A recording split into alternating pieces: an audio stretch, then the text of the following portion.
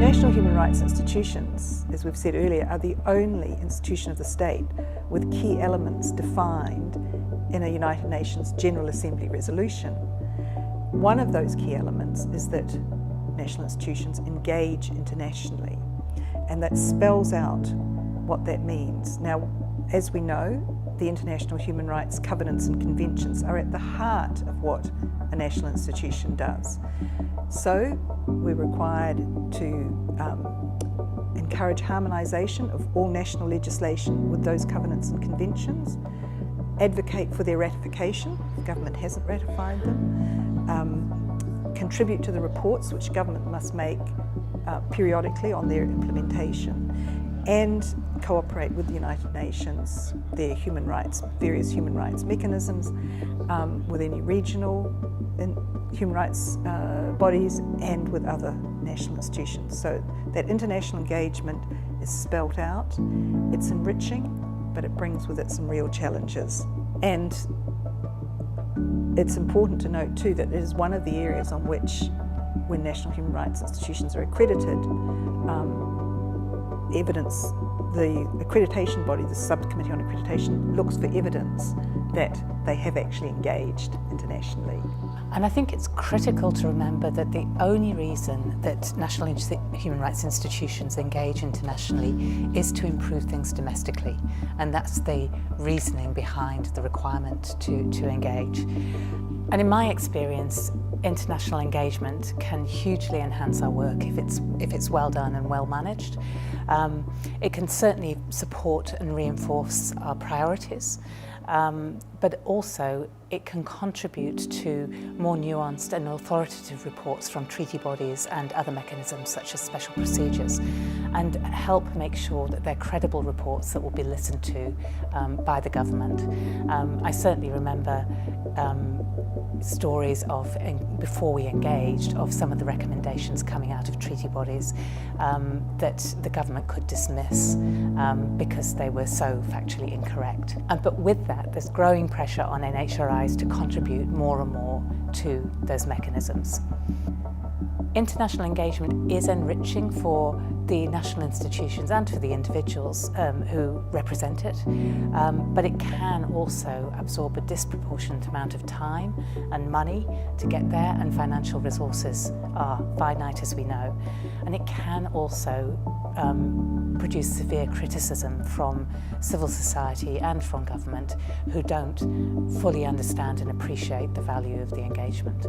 So the first challenge, I think, for a national human rights institution is to ensure that its international engagement is clearly related to their national priorities, and to be able to articulate that, demonstrate it if questioned. And the best way to do that, in our experience, is to integrate it fully into the strategic planning processes. So international engagement is not a separate activity or a silo on its own. It comes out of the national activities and then into obviously the annual and operational planning. I think the second challenge that we've seen relates to governments and their officials who are hostile to any critical reporting on their human rights performance, and who still find it difficult to accept that a national human rights institution has independent standing before a UN body, doesn't have to defer to the government delegation, can't be instructed by the government what to say and what not to say, and so is not subject to government control in any way. And a recent extreme example of that was in relation to the Maldives Human Rights Commission, where they submitted a Universal Periodic Review report. It raised some questions about the independence of the judiciary, and as a result the Supreme Court charged the commissioners with treason. And that matter is still, in fact, before the courts, although it seems to be in abeyance at the moment. And from our experience, thinking about our domestic relationships, and also I think the experience of other NHRIs, we found that the real golden rule is not to surprise governments, especially not in public. It's good manners, but it also means that we keep relationship. And NHRIs should always brief the relevant ministers and agencies of the intention to submit a report or make a statement to a UN body. And we've actually found that engaging with ministers and officials, who will be appearing, can really, really help the situation. If they're appearing in front of a human rights treaty body, for example, it can lead to constructive rather than defensive dialogue and a better understanding and acceptance of the independence of the NHRI. Well, as you and I know only too well, there's a whole raft of UN bodies who are now seeking national human rights institution engagement with them.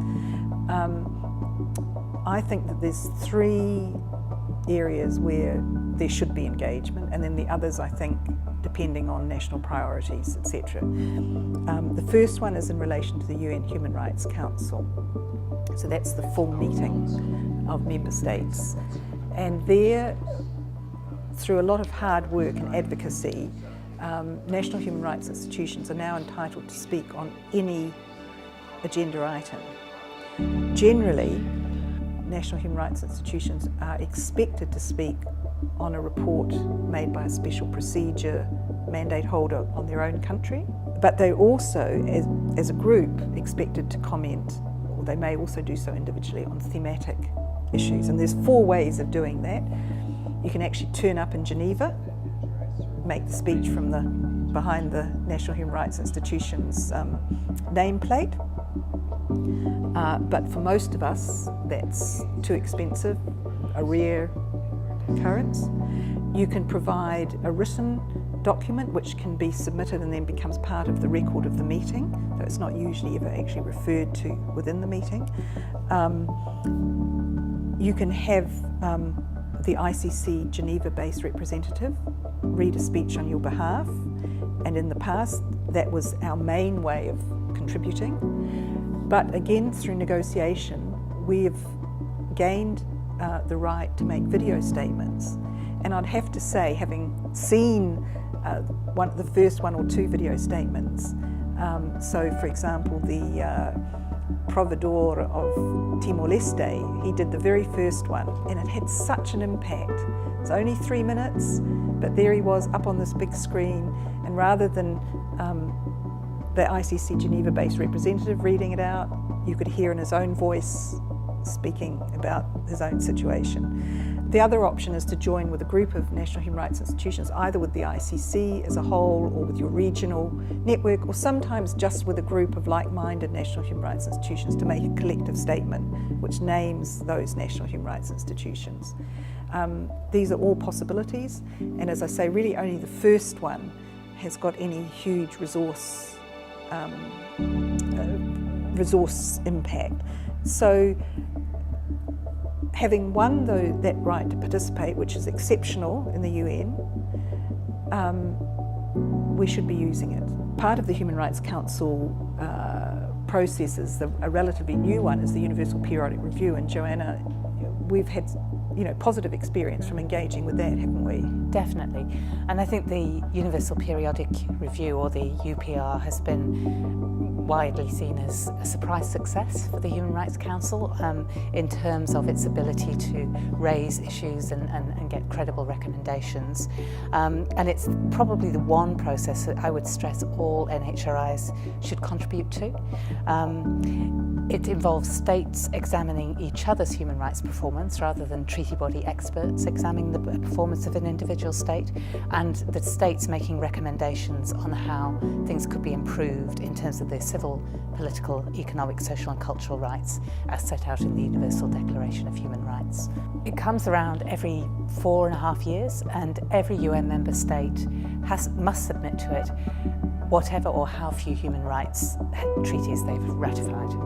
Now, NHRIs are entitled now to present a written report which will be published as part of the background documentation, and that report should include priority recommendations, and when effectively done and advocated for, NHRIs have seen many recommendations adopted by the member states, further strengthening their impact. What we also found was useful to do was to send that report to all embassies accredited to our state of New Zealand, and to offer to brief them as well. And that also generated some really good discussions with those embassies, often about the human rights situation in their own countries as well. The third element that we should all participate on relates to the treaty bodies who are monitoring national implementation, and there's provision for national human rights institutions to contribute their own assessment of the state's record in implementing the standards. That doesn't have to be a full parallel report at all. It can be just what are the key issues. In fact, these days that's regarded as most helpful. So if you can be short and sharp, clear about the issues, why you say they're the issues, and what the treaty body should be focusing on, it's very helpful. We should also, and we did this, support NGOs, civil society organisations to engage as well, because they've got an entitlement to contribute to the process, and often they don't know how to do that or what the deadlines are, and so on. And finally, as the Paris Principles require, we should assist the government, which, as I said earlier, doesn't mean writing the report for them. What it does mean is perhaps commenting on drafts or suggesting what the key areas they should be covering, and encouraging them to get their reports in on time. Because not only are national human rights institutions under-resourced, but treaty bodies are themselves, there's often a big delay between submitting your report, and this can be very frustrating. By the time the examination comes up, it might be 2 or 3 years down the track, so you have to be prepared to update that. The treaty bodies now usually contact national human rights institutions and offer points of engagement, and it's important to respond to those. Again, you don't have to go to Geneva to do that. In most instances, you could do it by Skype or written engagement. But at the time that the government is being examined, if you possibly can afford to, it's worth being there and observing that, both because of the relationships it enables you often to develop with government officials who suddenly say, oh, I mean, this has been said to me, well, I didn't really understand what all this is about, and now I can see the value. So, but it also provides you with an opportunity to listen to what's said, and then to provide additional information to the treaty body, reminding them of the recommendations that you want to come out of their report. So I think it's also really important to remember that the engagement that you have internationally is not the end of the process. And just like a theme of much of these sessions we've been talking through, follow-up is absolutely critical.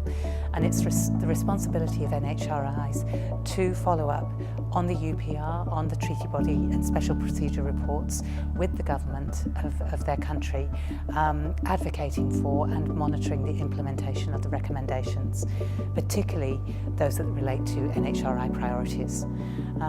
I think that's also really quite an effective mechanism for building relationships and having reasons to engage with government officials and building that rapport and a working relationship over time.